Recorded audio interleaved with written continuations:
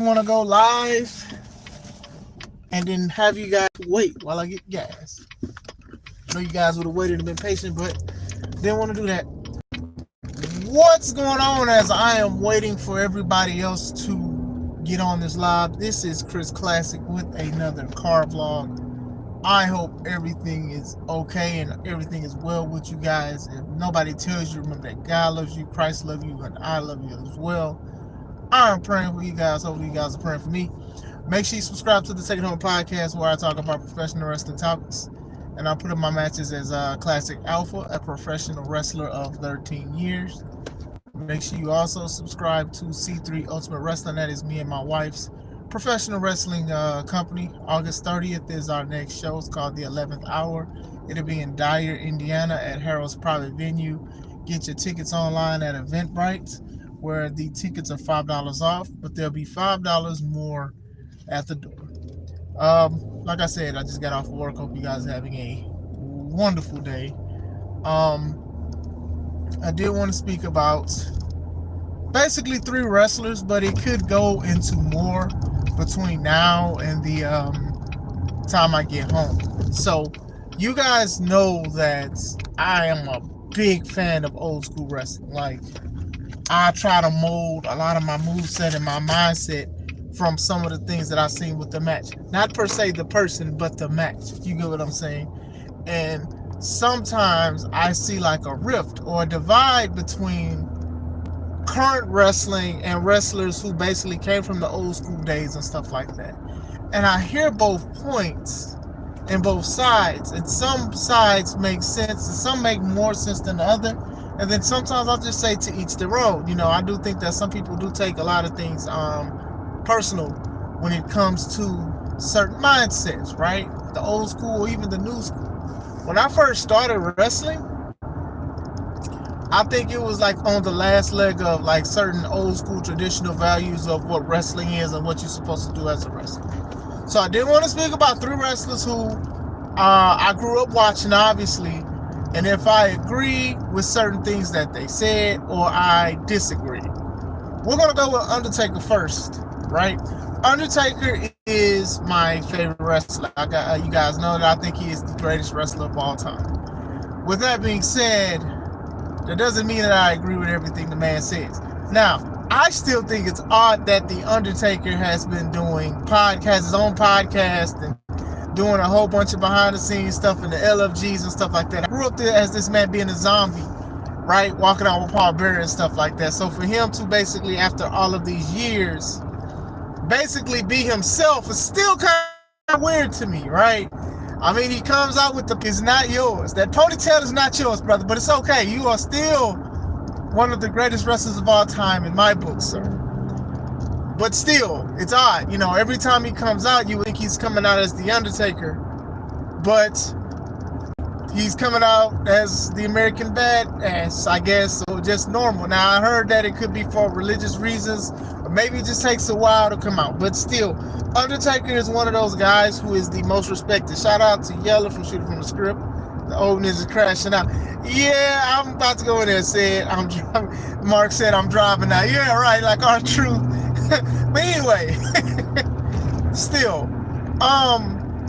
one of the latest things that The Undertaker has said is when he interviewed Gunther, and he says that he doesn't like how the locker room is and like the etiquette is. He's saying it makes him upset when he goes to the locker room and he sees a lot of wrestlers doing TikToks and stuff like that. He was saying when he first started, you had to be at the monitor. You're supposed to be at the monitor because you just never know what would happen if you were needed and stuff like that. So let's talk about that real quick.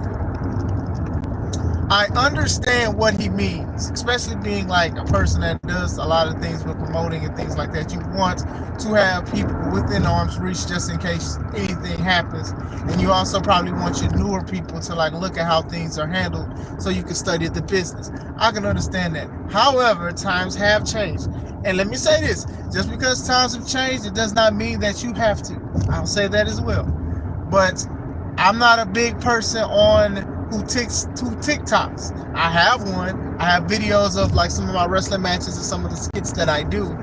But usually behind the locker room or whatever, I'll probably take a picture or a couple videos or something. But it's not something that I do per se. I'm not a big TikToker. You know, like I said, the videos that I usually put up as pre-recorded is nothing really like something to a dance. It's just jokes.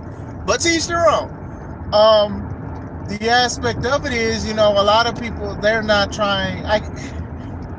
I'm not trying to cap for Undertaker at all.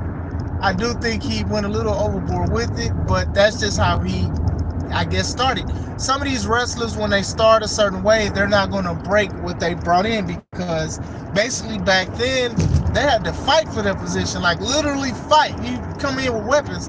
I remember a couple years ago, he talked about it. He was saying like a lot of wrestlers are coming in the locker room with like video games and stuff like that. He said when he first started, they had chains and weapons and sticks and mace and bears and all that. And I'm like, dang. But it was so different back then, because back then you had to also not only defend yourself, but you also had to defend the business. Because you hear the stories about like a lot of wrestlers just chilling in the back, and then fans come in and say it's fake or something like that, and then they wind up giving them a 2-piece combo with extra drink. You know what I'm saying? You seen even Hogan and Mr. T when they was on that talk show, and the person called it fake, and Hogan choked him out, and the dude wound up busting the back of his head because he said something about the business. You've also seen that other guy who slapped the interviewer when he called wrestling fake.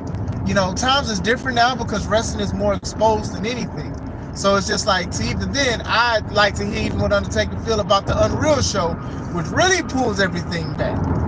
You know, times is changing. I mean, the company that Undertaker works with and he's been working with for years, they have their own TikTok page. They have their own YouTube, they have their own Facebook, the YouTube Shorts. They have their own things to promote stuff, you know. Nowadays, a lot of wrestlers are doing anything to be popular and to be relevant. TikTok is one of those things. Social media is something that can help people get bookings and stuff. I mean, look at Joe Hendry, right? The songs, he make his own songs and stuff like that. And outside of people watching Impact, people's looking at stuff via TikTok and stuff like that. And it doesn't even have to be his TikTok per se. It could be somebody that took his song or whatever and made a parody of it.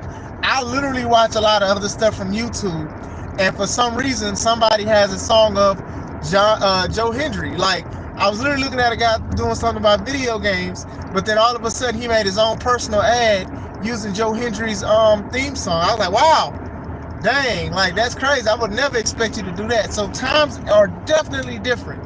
TikTok can help you make money. It can also help you make bookings. And this is coming from a guy that don't like certain people who do things on social media for wrestling. You know, the Walmart boys. Nobody really shares a lot of this stuff, but y'all remember them, and that stuff was kind of crazy. Shout out Samson. Yeah, wrestling is fun now. They didn't have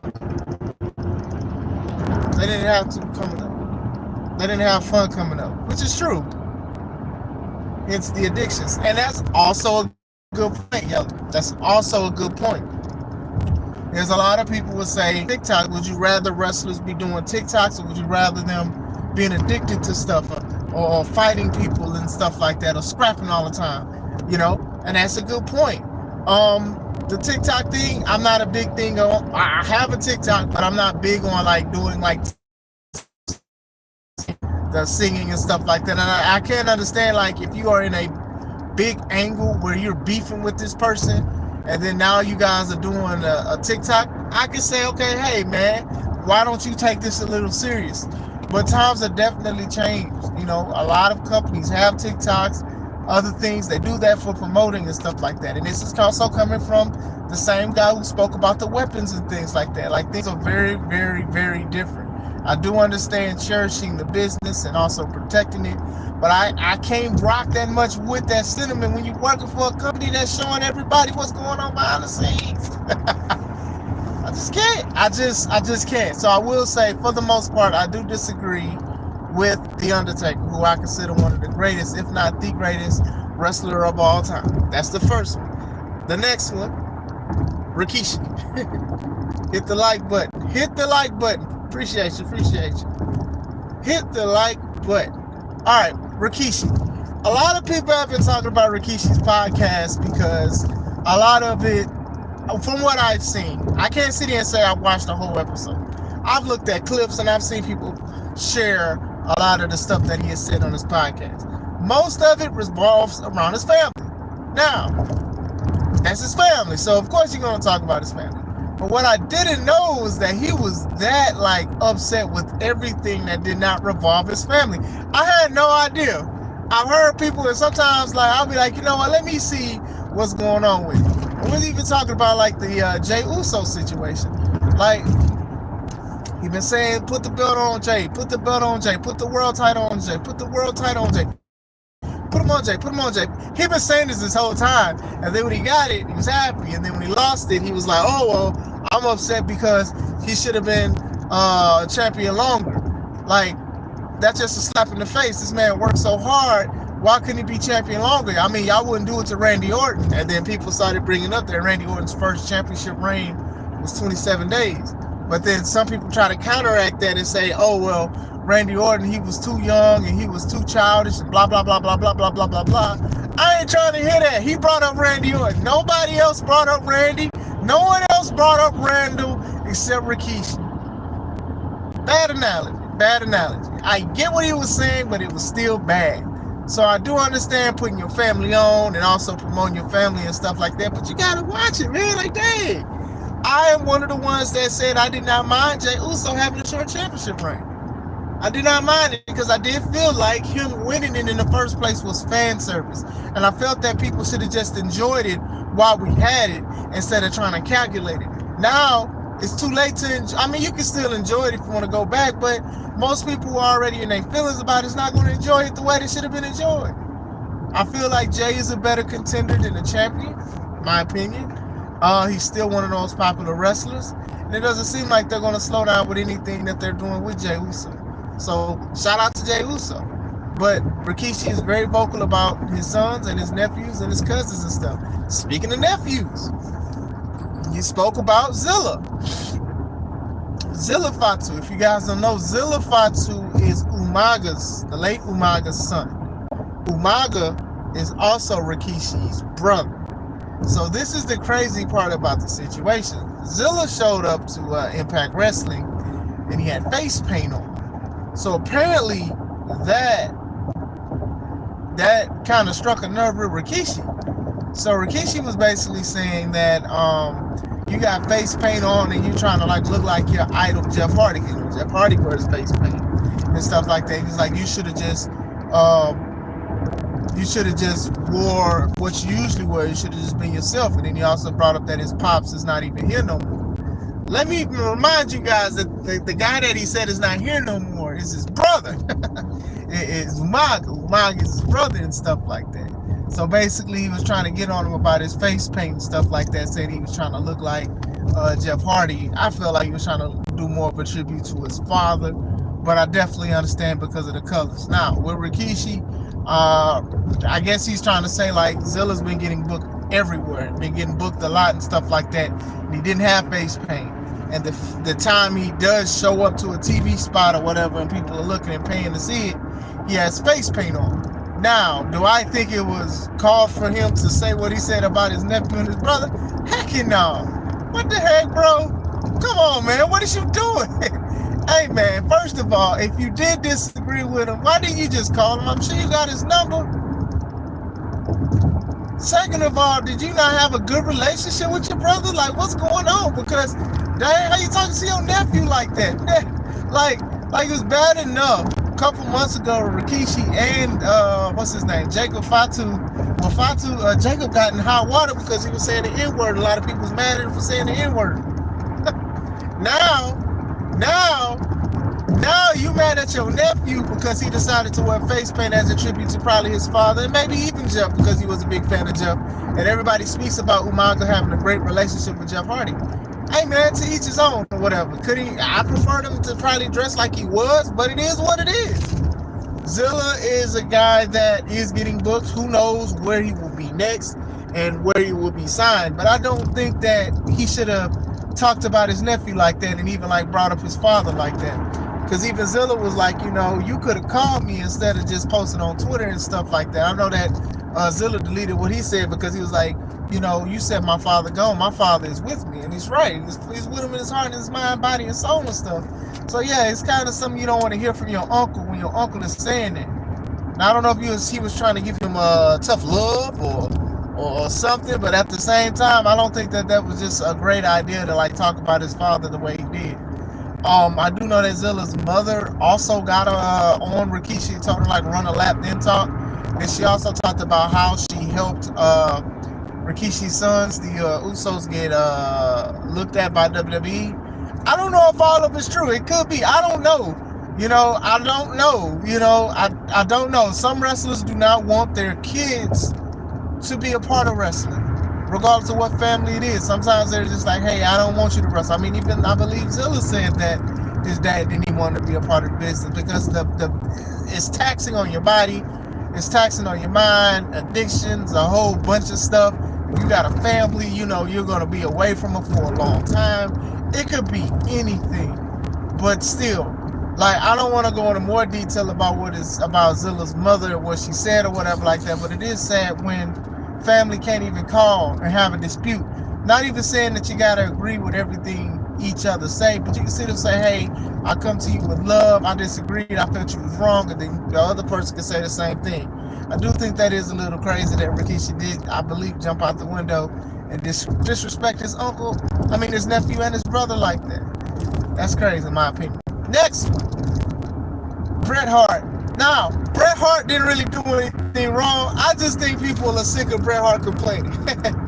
I think people are upset with Bret with everything. Now, recently, as of what I saw yesterday was Bret said that he was invited to SummerSlam. So, and they said he was going to get a seat. So he actually went to SummerSlam because he wanted to see it. So when he showed up to SummerSlam, they didn't have seats for him, so he had to go in the back, basically. But he was like, he said he saw Kevin Nash, who had a seat. Now, I don't know if he was trying to say that that he was bigger than Kevin Nash, and Kevin Nash shouldn't have a seat before Bret, but that's exactly how I read it. I read it as Bret Hart was like, how dare Nash have a seat over Bret Hart? And then he also said like he thought that WWE would treat legends better because of the situation with Hulk Hogan. And he also said Hulk Hogan. Sean and Steph, what's going on? What can someone tell me what the issue is? Bret Hart is a crybaby, always has been. So yeah, let's talk about that. Now, if WWE told him that they was invited and he had a seat for him, then sure, by all means. But still, things can happen and things change. If they've paid for you to be there, they pay for your ticket, hotel, and everything, I would enjoy it in the back personally. Pause, no diddy. But who knows? Maybe he did want to just sit and enjoy the show, and he said they didn't have any seats. Who knows if they was trying to joke with him or not? But still, I don't think that he also had to bring up Kevin Nash. Bret is also being talked about because he talked about Gunther and his chops. Said he wasn't a. Was that? Hold on, wait. Was that Bret? Y'all let me know in the chat. Was that Bret who said something about his chops? I think it was. I think it was Bret that said something about his chops. But anyway, Bret has been very vocal about a lot of wrestlers. He's been vocal for years. I remember when Seth Rollins. Wait, I'm gonna say. Okay, yeah, he did. Okay, Yella, thank you. I could have sworn it was Bret. Bret was telling Gunther basically like, you know, you don't have to do your chops and stuff like that. Now, I'm not saying that the chops are in Gunther's DNA to do, but it is a big part of why people. It's one of the parts why people want to see Gunther. Is his chops. Like, even in the independent circuit, there's a lot of people who have had blisters on their chest and stuff like that from Gunther chops and stuff like that. So it's just like, you know, you're going to expect to see chops. And Bret, who is one of the greatest wrestlers, you know, speaking about that kind of made people be like, man, are you a hater? Like, what's going on? And then even Goldberg situation, you know, a lot of people know that Bret says that Goldberg is obviously the reason why he no longer wrestles, because he had a concussion that basically ended his career. And I think he kind of nears that it's Goldberg's personal fault, like he had a vendetta against him. I don't think that's true. I don't think that Goldberg intentionally injured Bret, but, you know, That's where the memes come from. Like almost every time something bad happens to Goldberg, somebody has a picture of Brett smiling or mimicking it or saying Bill Goldberg, because he never really says Goldberg. He says Bill Goldberg. But still, yeah. Brett is very vocal when it comes to a lot of the wrestlers. Some people agree with what he say. Most of them do not. I remember when he criticized Seth for being unsafe because Seth did the buckle bomb that injured Finn Balor years ago, and that basically stopped Finn from being the Universal Champion. I think he had to vacate it the next day. And he talked about how unsafe Seth was, and this was around the time people was considering Seth one of the best wrestlers that WWE had to offer. I believe he gave him a rating of like 4 out of 10. He said Seth Rollins is a 4 out of 10. He said Seth. Now the buckle bomb was stopped after that for a while because it did seem like it was hurting some people. Because I remember Finn trying to catch himself and mess his arm up. I remember Sting basically crumpling and had to got up eventually from taking the buckle bomb. So I do remember that they did stop the buckle bomb for a little bit, but I don't think that it was just like, oh well, Seth is just a unsafe person. I do think that was an unfair assessment by Brett because he was upset with Seth and didn't like it. I do think that a lot of people do want to hear the OG's perspective when it comes to certain things. And I do think what Brett says is one of the reasons why a lot of people say they don't want to listen to the old school wrestlers. Not saying that it's valid, but still, yeet for sure. Everybody yeeting in the chat. I don't know. He called his chops and his wrestling BS. More sour regrets from Brett. Okay, thank you, Sean. So yeah, I knew that's what it was. I wonder if he would. You said that about Owen breaking sleeves. See, and that's a good point. That is a good point. Sometimes with like the old school wrestlers is some hypocrisy when it comes to certain things. It comes with hypocrisy sometimes because you do have to realize that like some people was having fun, some people was doing certain things and all of that. Talking about like some of the biggest guys, of course you can speak about them, but are you coming with love? Or if you coming with great critique and stuff like that? I'm not sitting here saying like you gotta coddle anybody or whatever like that, but when you think about that certain situation about Owen or stuff like that, and some people going through injuries, because Brett for the most part, he is one of those guys that you can say he has never like legit injured somebody, and that's something that he actually cares about. Austin's entire career was cut short of. Yeah, his knees, his neck, and everything was messed up. So still, it's like I don't understand just the stuff of just being upset. Now, I'm not even saying that Brett doesn't have a right to be upset about the SummerSlam situation. The problem is he talks a lot about other stuff. So it's to the point, and I saw comments. People's like, you know what? Brett is absolutely right, but he just needs to sit down because all he does is complain and grovel and stuff. Now, my thing is this. Man, I love some of Brett's old stuff and all of that and things like that, but dang, like y'all gotta let some of this stuff go, man. Like, I think you are taking it a little bit to heart. Me, I'm more of on a grateful scale. Hey, you guys did this for me, but he wanted to sit and he wanted to enjoy 2 nights of the event. I ain't even gonna lie to you. I'm gonna be straight up with y'all. He probably wouldn't have enjoyed it anyway. I didn't even enjoy both nights. Boy, that SummerSlam wasn't even that special. Y'all, and he trying to sit and talk about, oh, well, I'm supposed to have 2 seats. No, man. Trust me. You'd probably have more fun in the back where you was at, bro, because that SummerSlam was not all that for it to be 2 nights. 2-night event, slumber slam. In the words of Arshawn, slumber slam. That's what it was. You sitting here. This will be different. This will be totally different if this is WrestleMania 40. Because I ain't even care about WrestleMania 41. I think WWE been going on a decline after WrestleMania 40. But that's just me. But still, John Cena was a heel for a lot of time, and all of a sudden he went through a table and was for a signature, and all of a sudden he's different. I ain't trying to hear none of that. Brett, respect you, bruh. I respect you, but come on, man. That SummerSlam was both nights, only like the mains and a few other matches. 12 matches. Ain't no way you'd have just stayed right there. Trust me, you ain't missed much. You ain't missed much, bruh. I'm telling you now, you ain't missed much. I would have been kicking that cake. Me too. Get Brett gave Bad News Brown a concussion. Oh, I didn't know. I had to look into that. I had no idea. But going back into it, the situation is this. I do feel like that the old school wrestlers, they still have value, right? I know that some do interviews. I know that some are online. Some have their own podcast. I did want to do a video about it because it's just crazy because I know a lot of them say they don't like doing promos, but these guys have so much personality.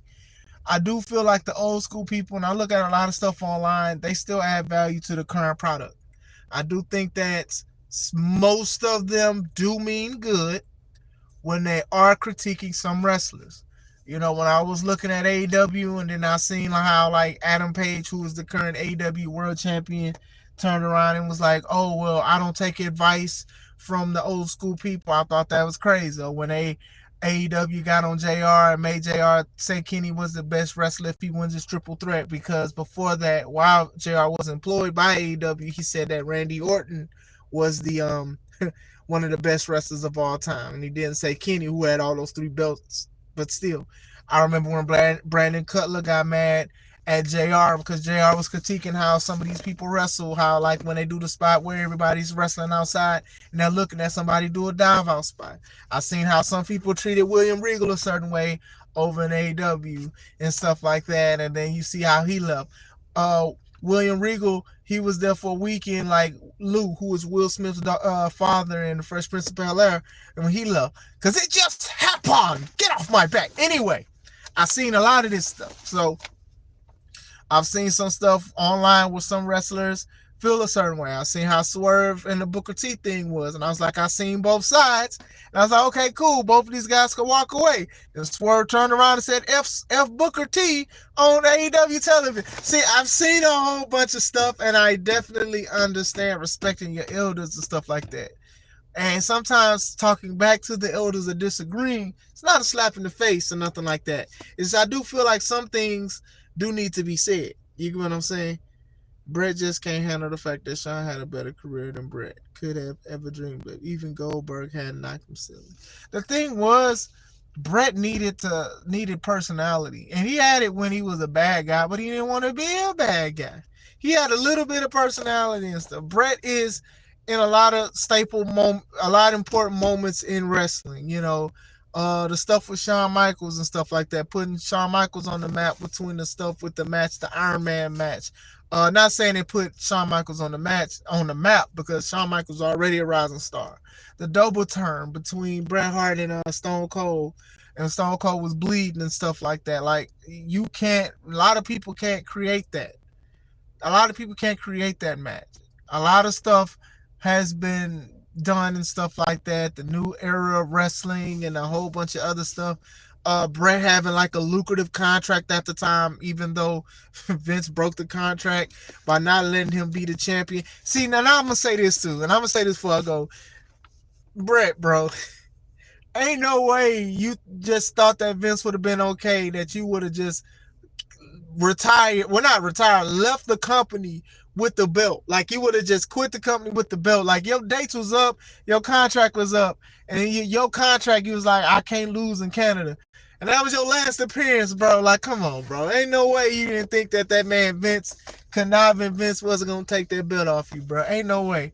Vince, boy, you was a conniving boy. You been a dirty boy ever since for a long time. You know the thing. A dirty boy. But still, ain't no way. Just ain't no way. Like, to me, that's a crazy contract. Like, you just, like, thought that your last match in the company, you just gonna vacate it. Could y'all imagine how that would have went? Like, Brett won, and then he just vacated the title, like, put the belt in the middle of the ring? The disrespect. The greatest wrestler is Eugene. Christopher, come on, man. You're right. I hated Brett, which meant he was doing a good job. Yeah, he was doing some good stuff. You know, you get what I'm saying? Being like the leader of like the Hart family. Well, his father Stu was, but then eventually Brett. It's a big thing, right? But still, it's like, come on, man. Like nowadays, people have receipts because people are on YouTube and Facebook, and we can get stuff from DVDs and clips and stuff like that. We can put stuff together. I think Eugene is on here and going into business for himself. But still, I didn't want to speak about those three guys. And you guys know, like, if a lot of guys, especially like Yellow, knows me, knows that like I'm a big fan of the old school stuff. But if they tripping, they tripping, and I do feel like for the most part they are tripping. And I say this respectfully. I don't say it disrespectfully. I do think that some stuff it is like a little chill or whatever like that. And I do think that like all three are still legends, by the way. But I did want to speak about that. Brett's ego is his worst enemy. Yeah, and that's also some other stuff too. I might speak about that tomorrow. I may speak about that tomorrow about it because it's not just these three. It's like a lot of other stuff too as well. But I do hope you guys have a wonderful. They call them Classic for Classic. Yeah, Chris Classic. My original first wrestling name was Chris Classic. Thank you, Shauna Steph. Sub. Love talking wrestling, so I joined you. Okay, looking forward to it. Yeah, Chris Classic. Classic part was like a tribute to the old school wrestling. Like when I mean old school, I mean like the 80s wrestling and stuff like that. The Hogan, the Macho Man and stuff like that. The larger than life pizzazz, the machismo with the characters and stuff like that. That's where that came from. And then that transformed into Classic Alpha. Basically old school guy, but I'm here to save wrestling, bringing that old school thing back. So for sure. But still, yeah, I try to do it the right way, and I speak about a lot of things I don't like about certain things, but hopefully I don't come off as bitter.